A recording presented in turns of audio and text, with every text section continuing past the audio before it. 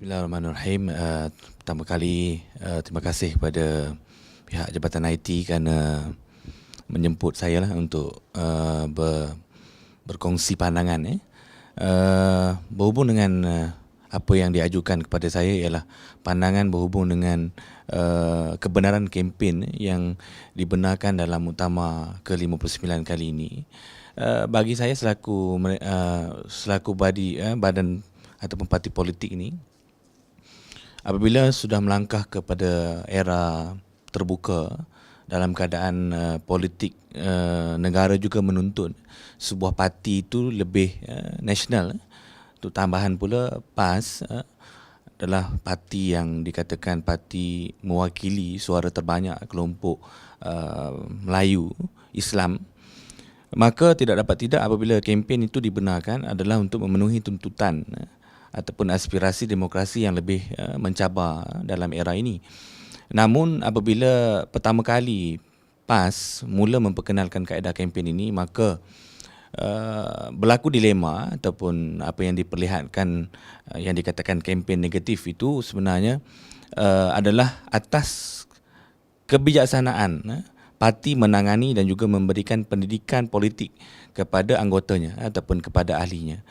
Jadi selaku parti yang mewakili aspirasi ataupun suara Islam, bagi saya sepatutnya tidak wujud elemen yang dikatakan kempen yang bagi saya tidak syar'i, yang ataupun melangkaui batas di luar kerangka politik Islam.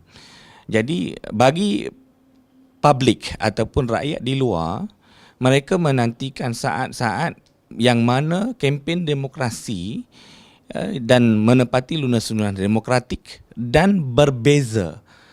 Kempennya itu sepatutnya dipelopori oleh Parti Islam Malaysia PAS. Namun jika kempen di dalam Facebook dan WhatsApp itu dinilai sebagai negatif, maka saya adalah satu cabaran kepada ahli PAS untuk muktamar yang akan datang perlu matang, kerana kita bukan saja dihukum dan juga dinilai oleh ahli PAS, tetapi dinilai oleh seluruh rakyat Malaysia yang mana meletakkan harapan besar kepada Parti Islam ini.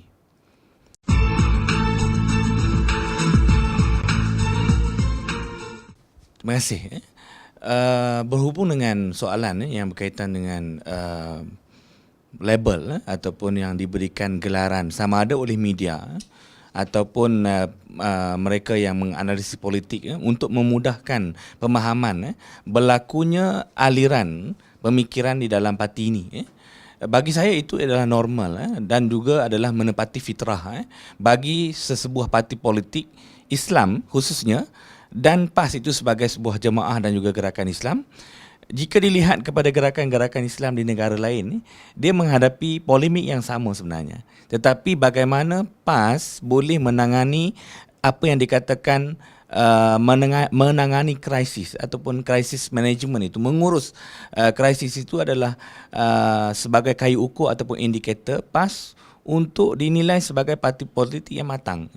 Jadi bagi saya label ataupun apa yang dikatakan wujudnya blok-blok tertentu, bagi saya itu ialah norma biasa dalam politik. Tetapi bagaimana mengurus itu adalah cabaran. Berbalik kepada soalan kedua, maka cabaran itu akan digalas oleh pimpinan. Pimpinan perlu memberikan signal yang jelas kepada ahli. Seperti mana saya sebut tadi, perlu wujudnya pendidikan politik yang menepati syarak ataupun dalam istilah kita ialah siasat syar'iyah, supaya ahli PAS itu boleh dibentuk supaya iklim politik yang dibawa oleh PAS boleh dicontohi oleh rakan politik mereka, malahan juga sebagai lawan politik mereka. Jadi pembaharuan itu sebenarnya cukup didambakan oleh orang yang di luar, terutamanya publik ataupun orang awam, ingin melihat PAS boleh menangani. Dan jika ditanya adakah ini boleh menyekat kebangkitan PAS, bagi saya tidak berlaku. Kerana bagi saya apabila perwakilan memberikan undi yang di luar daripada perkiraan blok dan aliran, apa yang mereka nilai ialah berdasarkan kapasiti kualiti kepimpinan yang boleh memacu PAS untuk 2013-2015. Bagi saya, pemilihan tokoh berasaskan tokoh dan al-qawi, politik yang berdasarkan kekuatan dan yang dikatakan al-amin itu dinilai oleh perwakilan bukan atas sentimen, label dan sebagainya. Itu kematangan yang luar biasa yang saya amati bahawa itu terdapat kepada perwakilan PAS kali ini. Ya. Al-Qawiyul Amin. Itu antara kekuatan yang ada lah.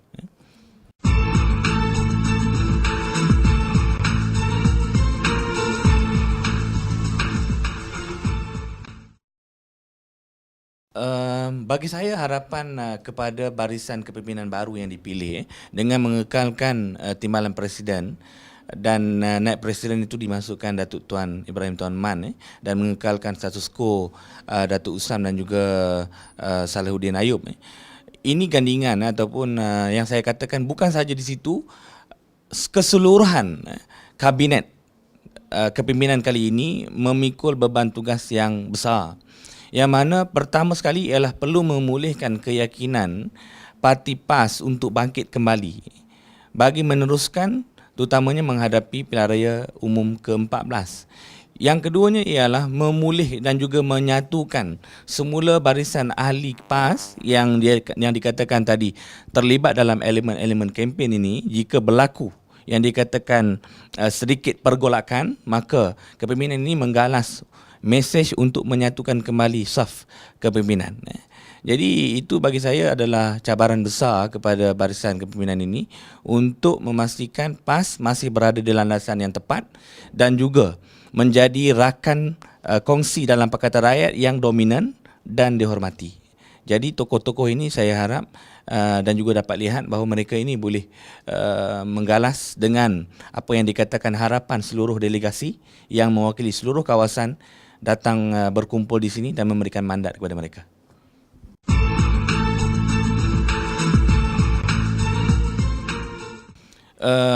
Ya, itu satu aspek iaitu apabila Jawatankuasa Pemilihan kali ini berhadapan dengan masalah teknikal yang mana juga boleh ditafsirkan sebagai kekurangan apabila menghadapi satu persiapan yang sebesar ini, tetapi perkara itu sudah berlaku.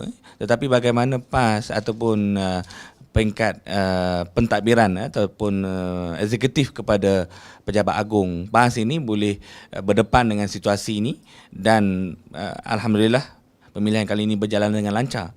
Namun apa yang saya nak disentuh di sini pada pemerhatian kami selama 3 hari bersama dengan perwakilan pemerhati, apa yang saya lihat di sini ialah perbincangan PAS masih lagi berputar, berlega dalam aspek internal dan eksklusif. Yang mana signal ini gagal dihantar dan difahami oleh masyarakat terbanyak, terutamanya pengundi PAS yang mana mereka bukan ahli PAS, untuk memahami jika mereka mengikuti secara jarak jauh streaming YouTube. Perbahasan apa yang dibahaskan 3 hari ini bukan semua tetapi hampir kebanyakannya ialah menyasarkan kepada persoalan dalaman.